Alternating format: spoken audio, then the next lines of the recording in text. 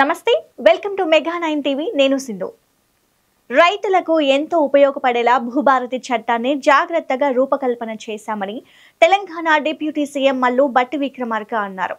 భూభారతి లాంటి చట్టం మన దేశంలో చాలా అరుదుగా వస్తాయన్నారు. దేశ చరిత్రలోనే ఇది అరుదైన చట్టం అని తెలిపారు. ఖమ్మం జిల్లా ఎర్రుపాలెం మండలం ములుగుమాడులో రెవెన్యూ సదస్సు ప్రారంభోత్సవంలో మంత్రులు పొంగులేటి శ్రీనివాసరెడ్డి, తుమ్మల నాగేశ్వరరావుతో పాటు భట్టి విక్రమార్క పాల్గొన్నారు. ఈ సందర్భంగా భట్టి విక్రమార్క మాట్లాడారు.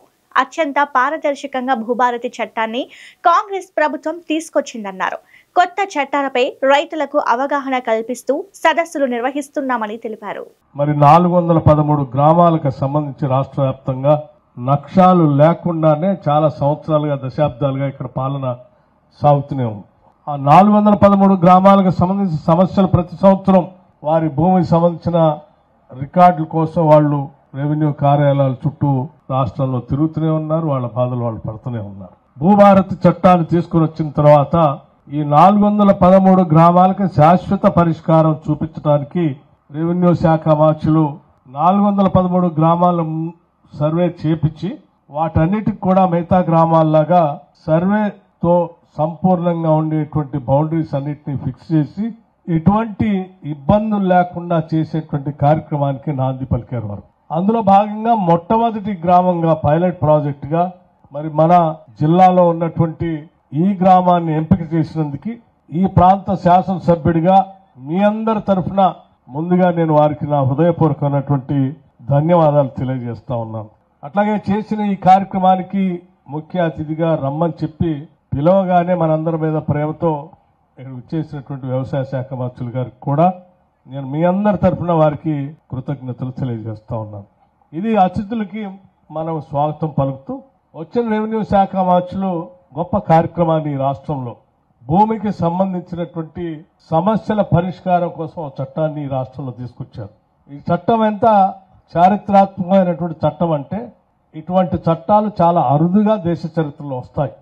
ఇప్పటి వరకు మనం ప్రధానంగా చట్టాల గురించి మాట్లాడుకుంటే తెలంగాణ రాష్ట్రానికి సంబంధించి స్వాతంత్రం వచ్చిన తర్వాత రాకముందు 1950s నుంచి ఈ సర్వేలు జరిగేటువంటి ప్రక్రియ తోడర్మల దగ్గర నుంచి జరిగే ప్రక్రియ ఉన్నప్పటికీ మనకి స్వాతంత్రం వచ్చిన తర్వాత తెలంగాణ ప్రాంతానికి భూమి కానీ భూమిపైన హక్కులు కానీ మొట్టమొదటిగా తీసుకొచ్చినటువంటి చట్టం 1950s లో వచ్చినటువంటి తెలంగాణ టెనెన్సీ యాక్ట్. అది కూడా ఆనాడు కాంగ్రెస్ ప్రభుత్వం ముఖ్యమంత్రి బోరుగుల రామకృష్ణారావు గారు, బొందుగల నరసింహరావు గారు రెవెన్యూ శాఖ మంత్రులుగా ఉండి ఈ ప్రాంత రైతాంగానికి మొట్టమొదటిసారి భూమిపైన హక్కులు కల్పించేటువంటి చట్టాన్ని తీసుకొచ్చి రైతులకి భూమిపైన ఒక గౌరవప్రదంగా ఉండేటువంటి హక్కు కల్పించి వాళ్ళకి చట్టాన్ని తీసుకొచ్చారు. అది ఒక ప్రధానమైనటువంటి చట్టం తెలంగాణ రాష్ట్రం ఏర్పడిన తర్వాత. ఆ తర్వాత 1971లో వచ్చినటువంటి ఆర్ఓఆర్ యాక్ట్, అది కూడా ఒక చారిత్ర. ROR revenue rights of records, అది కూడా ఒక ప్రధానమైనటువంటి చట్టం. ఆ తర్వాత 73లో వచ్చినటువంటి ల్యాండ్ రిఫార్మ్స్ యాక్ట్. ఇవన్నీ కూడా ఈ రాష్ట్రంలో ఉన్నటువంటి రైతులకి ఎంతో కొంత మేలు చేసే చట్టాలు. ఆ చట్టాల ద్వారా ఈ ప్రాంతంలో ఉన్న రైతులకి భూమి లేనటువంటి నిరుపేదలకు కూడా మిగులు భూమిని పంచి వాళ్ళకు కూడా పట్టాలు అందించి గౌరవం కలిగించినటువంటి చట్టాలు. ఇటువంటి చట్టాలు, ఈ 3 చట్టాలు కూడా ఆనాటి కాంగ్రెస్ ప్రభుత్వాలు తీసుకొచ్చినాయి.